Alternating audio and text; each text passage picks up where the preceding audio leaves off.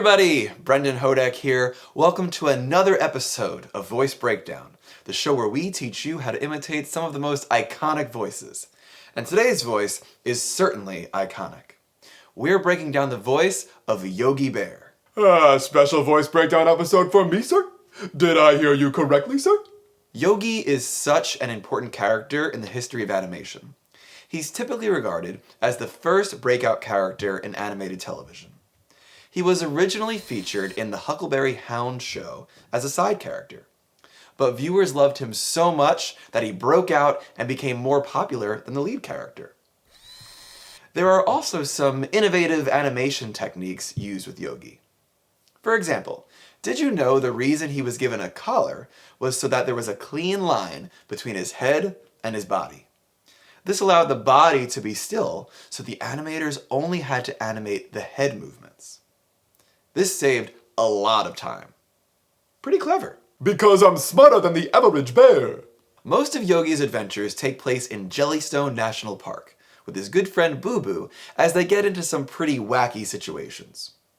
Originally voiced by Dawes Butler, Yogi's voice was initially modeled after Art Carney's Ed Norton character from The Honeymooners. If you listen, you'll hear a very obvious resemblance between the two. Since Dawes Butler passed away in 1988, Yogi has been voiced by many different voice actors. There are definitely some distinctions between the different interpretations of his voice, so we'll be exploring what all of them share in common and highlight some of the differences. Okay, Boo Boo, let's break this voice down. Component number 1, the vocal cords. The first thing we typically address with the vocal cords is the pitch of the voice, how stretched or short the vocal cords are. Yogi has a dopey sounding voice, so that might make it seem like his voice is very low pitched, but that's more caused by his resonance than the actual pitch, something we'll explore a bit later. His pitch itself is fairly neutral, maybe slightly lower than average, but also it's pretty variable. As we'll explore when we get to component number 6, he tends to have a lot of pitch variation, often even going into some fairly high pitches. So, aim for neutral to low, but have the freedom and flexibility to go higher pitched when the moment calls for it. As for compression, or how tightly or loosely the vocal cords are coming together, he has a pretty even compression. Not too breathy, not too squeezed, but just right. Okay, Boo Boo, Jellystone Park ain't what it used to be. The pickings are slim this year. Component number 2, the larynx. I mentioned before how it's really Yogi's resonance that makes him sound dopey. How do we create that dopey resonance? Enter the larynx. By lowering the larynx, we create a darker, dopier sound. Without lowering the larynx, you can hear how the pitch is pretty neutral, and it doesn't sound much like Yogi at all. Jellystone Park ain't what it used to be. The pickings are slim this year. But then, when I lower the larynx, it sounds just like Yogi, and suddenly the pitch seems lower, even though it isn't. Jellystone Park ain't what it used to be. The pickings are slim this year. To lower the larynx, just imagine you're speaking in a slight yawn. Jellystone Park. Jellystone Park ain't what it used to be. Component number 3, the tongue. Along with lowering the larynx, we can also lower the back of the tongue. This helps to give more of that open, resonating space that causes things to sound darker and dopier. In addition, the tongue is a bit retracted or pulled back. Try pulling the whole tongue back a bit, and you'll sound even more like Yogi. Hey, Mr. Ranger, sir. Component number 4, the soft palate. The last piece in the resonance puzzle is the soft palate. Longtime viewers of Voice Breakdown know how by lowering the soft palate, we allow sound to enter the nose, giving us a brighter nasal resonance. But for Yogi, we want to do the opposite. We want to block sound from entering the nose. So, we have to raise the soft palate.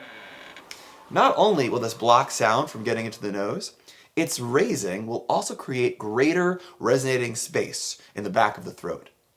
Between the palate rising, the tongue lowering, and the larynx lowering, we create a lot of space for the sound to resonate, resulting in a darker, dopier quality.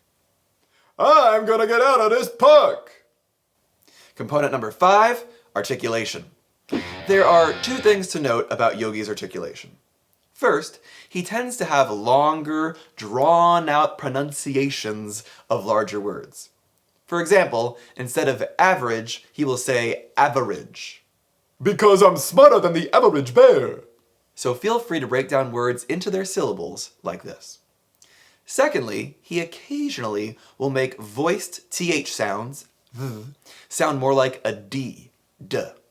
This is not all the time, but occasionally this might sound more like dis, and the might sound more like duh. This is inconsistent, however, so feel free to do so on and off. Boo-boo! You've tried to stop my brilliant ideas with common sense 1,000 times. Has it ever worked? Component number 6, prosody. This is where things get interesting, and we start to really see some differences between the various actors who have voiced Yogi over the years. As a reminder, prosody refers to a voice's melodic and rhythmic patterns. Different voice actors have had different interpretations of this. But in general, Yogi begins in the lower end of his range, while also dragging out and stretching words. As the sentence continues, he tends to speed up and rise in pitch as well, ending higher. But this feature happens a lot more in later renditions of his voice. Listen to Dan Aykroyd's version of Yogi in the 2010 film Yogi Bear, for example. He drastically exaggerates this type of pattern. I see. And you'd like us to mount some sort of investigation? But if you listen to earlier cartoons with Dawes Butler, it was still there, but a lot less exaggerated. Things would often stay in Yogi's lower range. Every day's the same old thing. Look at the bears! Look at the bears! Look at the bears! Let's take that "every day it's the same old thing" line. If it was Dawes Butler saying the line, it would sound like, Every day is the same old thing. Whereas in Dan Aykroyd's version, it might be more like, Every day is the same old thing. So when you do your impression of Yogi, you can choose which style you prefer. I've also found for the Dawes Butler version, if I think a little more of a tough guy, Rocky Balboa type of character, I'm able to find the voice easier. Whereas for more current versions, I'll imagine more of a silly, foolish character to get the prosody just right. I'm gonna bust out of this puck. I will use strategy, boo-boo. Watch this. Let's recap. Component number 1, the vocal cords. On average, Yogi will have a relatively neutral to slightly lower pitch, but with great vocal variation. His vocal cord compression is balanced. Component number 2, the larynx. Possibly the most important component. Lower the larynx to get that dopey sound. Component number 3, the tongue. Lower the back of the tongue and retract the tongue backward. Component number 4, the soft palate. Raise the soft palate to block sound from entering the nose and to further aid In that dopey sound. Component number 5, articulation. Have drawn out pronunciations of multisyllabic words and occasionally say d instead of a voiced th. And component number 6, prosody. Start sentences with lower pitch, stretching out the words, then speed up the words and end in a higher pitch. Thank you for watching another episode of Voice Breakdown. Be sure to check out future episodes of Voice Breakdown, the show where we teach you how to imitate some of the most iconic voices. See you next time. Right, boo-boo?